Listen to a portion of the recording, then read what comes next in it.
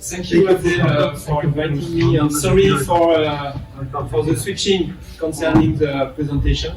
I have an issue, I need to leave at 1 o'clock. So I'm Olivier Français. In English, I used to say I'm Oliver French. It's more easy to understand, for you maybe. And I'm professor at the Université Gustave Eiffel. So, yes. It's coming. Okay, so we are on that square. So my university is between Disneyland and the Eiffel Tower. We are just at the middle. If you take RER A, you will find us at the middle. And I'm part of the lab ESICOM, which means it's dedicated to microsensor and communication micro devices. And we have, we are lucky, in fact, because in our lab we have a wonderful clean room. And there is a delay between. We have a clean room on which we can fabricate a lot of micro devices, such as lab-on-chip with microfluidic parts. But we also have the technology to fabricate up to 6 inches wafer, meaning that we can have a lot of the micro devices on one single wafer. You have some example of application, lab-on-chip, multi-sensor platform. We have a specific technology around soft medical implants. I will make a short introduction on that. And we have linked with industrial partner. As you know, we focus on micro devices. So what I will present will focus on that typical size between millimeter size concerning the channel and the access, and up to micrometer size for cell handling within micro devices. So you have one typical example of a gradient generator, which is fabricated in our clean room, and we use that gradient generator in teaching part for in my school, because I'm teacher in the engineer school. Okay, so we use silicon, glass, and polymer material to fabricate these devices. So one example, we own a European project labeled Rheology, which is dedicated to developing micro devices using diamond. So this is a diamond obtained in oven, and we fabricate a soft diamond implant that can be used to record and to monitor neuron activities, for example. You have some example of cells. It's muscular cells that are grows on microelectrode array, and we can monitor electric activities of that typical cardiac cells, for example. And to conclude on what we are able to do, because I've seen some presentation using microtechnology, so maybe we can have some link after that if you need some specific technology also. You have one example of a multi-sensor platform, which is dedicated to water monitoring.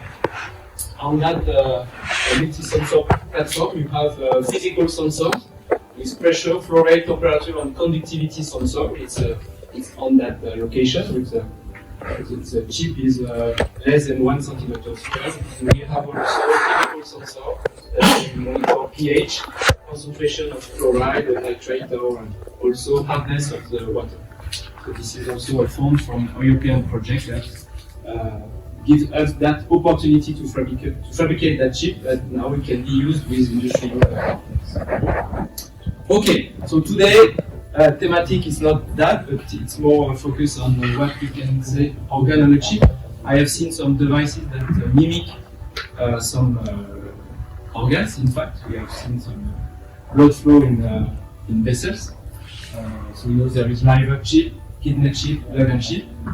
Today I will discuss about how we can study blood flow in the cardiovascular system using microfluidic devices. There is several sizes. When you look on cardiovascular system, you have the artery of the vein, which size it's in centimeter size, which is you can use classical technology to fabricate that. And for us, we will more focus on capillaries, where the size associated to capillaries, where you have some exchange in the organs. Main exchange are connected to red blood cells when you have oxygen exchange and CO2 exchange.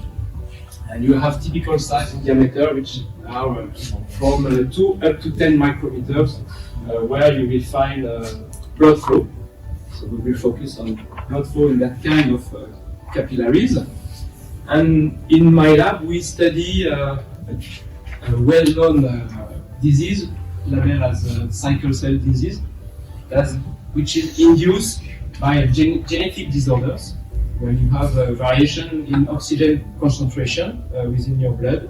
You have some polymerization of your hemoglobin that change the shape of the red blood cells.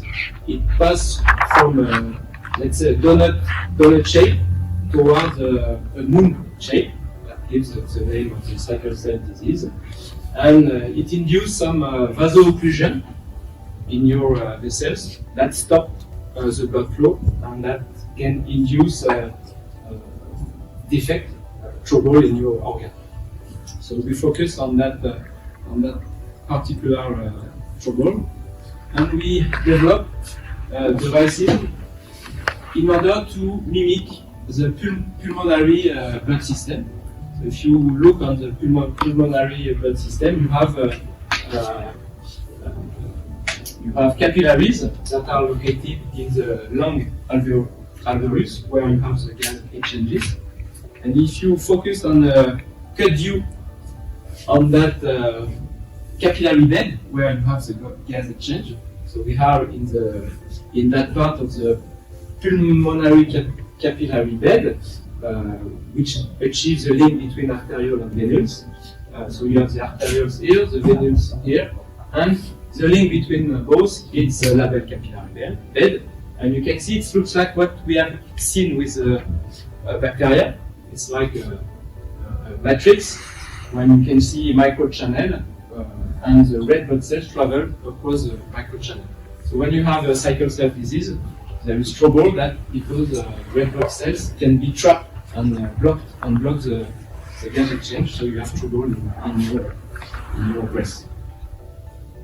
So we focus on that shape, and we have this simple idea to reproduce that matrix using micro devices. So it's an hexagonal matrix with channel. If you look on the side on that capillary bed, you have channel with a typical size of 8 micrometer size, so it's easy to obtain using a molding technique with PDMS. So we start to simulate the behavior of that matrix, because we want to have a physiological condition, having the same drop pressure between arterial and venous.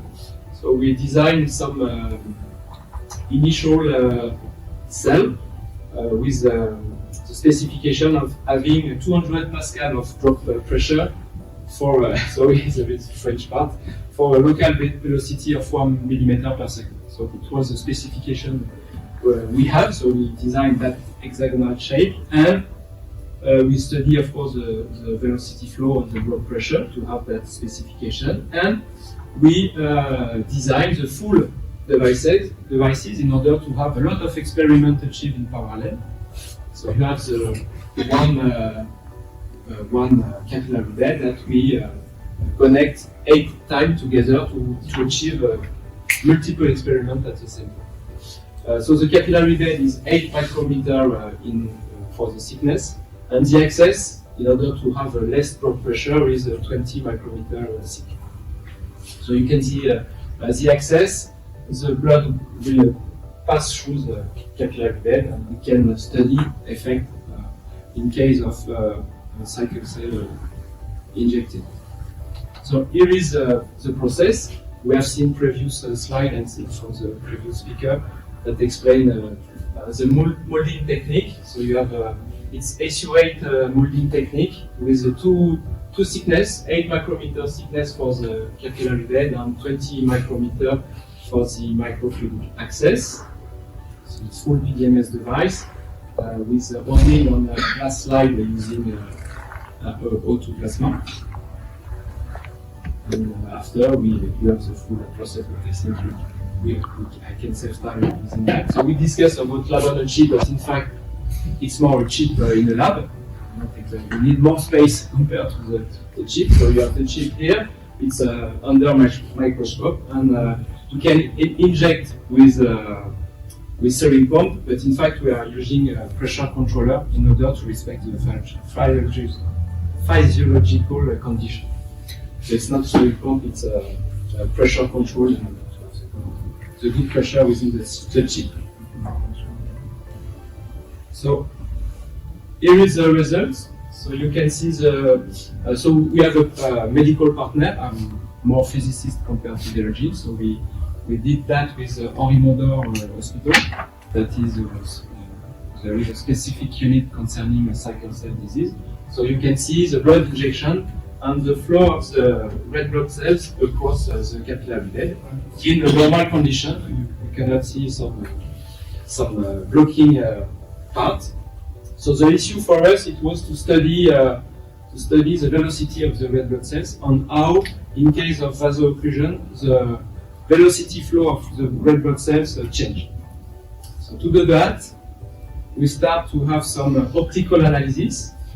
So you have a single first experiment with a low concentration of blood, and using image analysis, we were able to extract the velocity of each particles within the device. This was not so far compared to the previous talk. And from that results, so you can see we have a dynamic analysis of the moving of the cells. Each arrow represents one particle that has been detected, and monitoring the evolution of the position, you can extract the velocity and the direction. From that study, we extract the histogram, the statistical evolution of the velocity, and you have also tracking where the cells are passing through the device in an automatic way. In that situation, you can notice that some hexagonal locations are missing concerning the passage of red blood cells. It means you have a vaso-occlusion and you have a redistribution of the velocity. So from that situation, we have two kinds of flow that have been studied. First is a normal flow, and the second one is a flow with red blood with sickle cell disease. So red blood cells having that typical pathologies. So you can see you have some location within our device that induce vaso-occlusion. Of course, we have some. We validate that the occlusion of vessel is due to the pathology, and not due to the contact concerning the wall of the PDMS section. So from that, we have the statistical analysis of the flow. In normal flow, we have the typical Gaussian evolution. If you are in biology, you have statistical variation concerning the flow. And in case of sickle cell disease, you see we have a redistribution of the velocity, meaning that we have disorders in our flow. And we can also notice we find two Gaussian laws, and it can be associated to the fact that there is redistribution, but also to the fact there is two kinds of population within the blood: normal red blood cells and sickle cell red blood cells. Okay, so it's real-time visualization, and from that evolution we can extract the velocity and make some analysis if there is some vaso-occlusion event. And starting also with that, we have some devices that study exactly what had been presented before, but we can do that in one single channel, but also we can do that in a parallel way. That result is coming from here. In fact, it was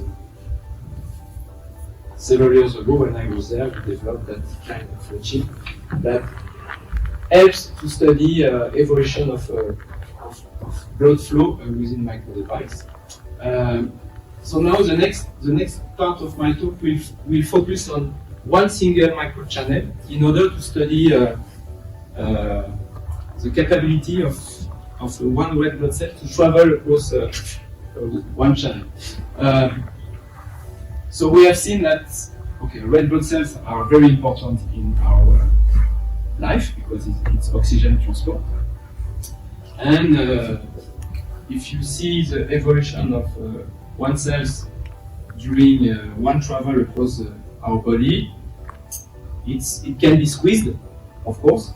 That's the typical evolution. Every 20 seconds, one red blood cells is, in average, submitted to a squeezing effect.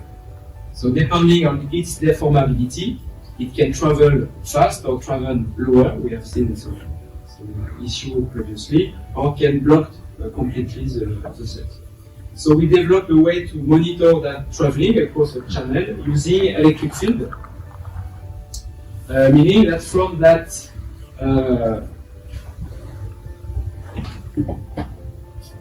traveling of one cells across a capillary channel, we would like to have an automatic analysis of the passage across the channel.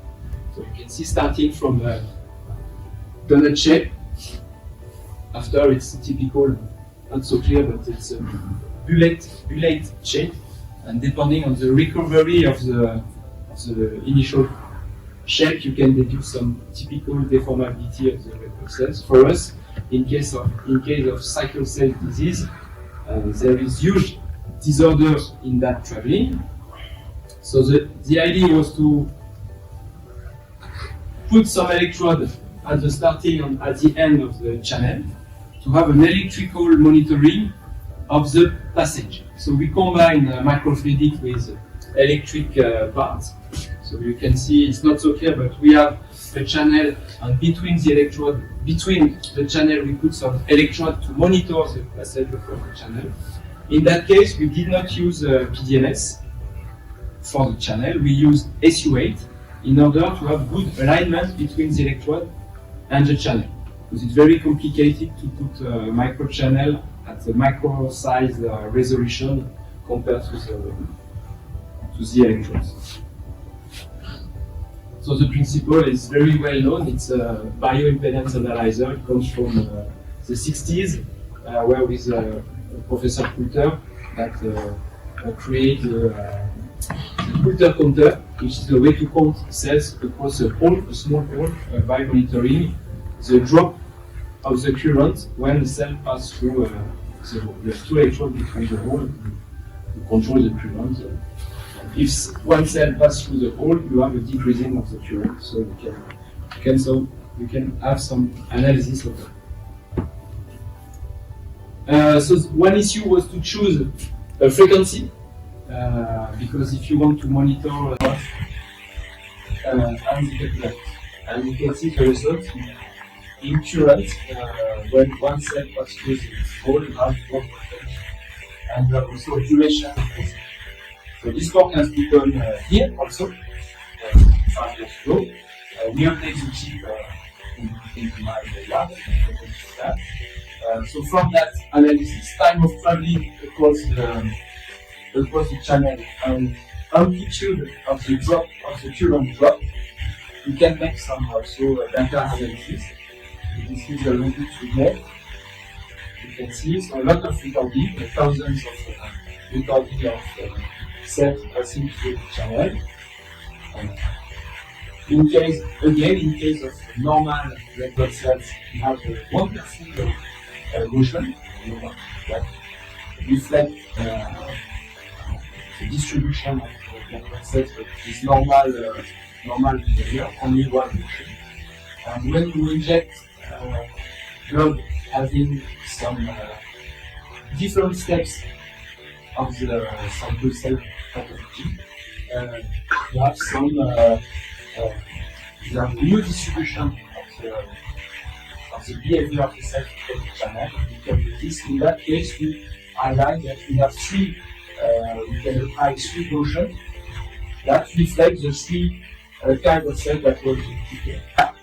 So you can extract starting of the disease, of several stages of disease in the liquid content. So we update that in order to have no more just one frequency that can be used. So we develop devices. You can see the channel. Now we are using 4 electrode devices in order to reduce polarization of the electrode. And the monitor, you can track one cell, so you can monitor the impedance. It's a single cell analysis in that case. So we can track the cell on that position, and we can measure the frequency, the bioimpedance in white bunch.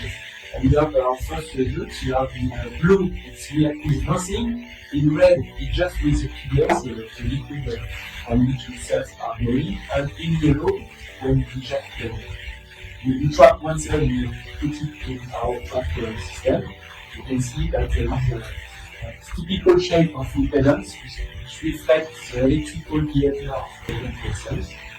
Also, you get the impedance and the phase associated, and you can extract the polarization associated to the membrane of the cell. From that, you can reduce the state of the membrane associated with the so it's a further application in order to monitor that membrane response. So we have also associated electrical model. And from extraction of the parameter of that electrical model, we have a label of the membrane state. Okay, so I'm going fast. Sorry, so just to conclude, then as it was very interesting to be at the interface between biology, technology, and physics, and this is what we try to do in my lab, being at the interface between life science, physics, and biology. Long live India and France friendship.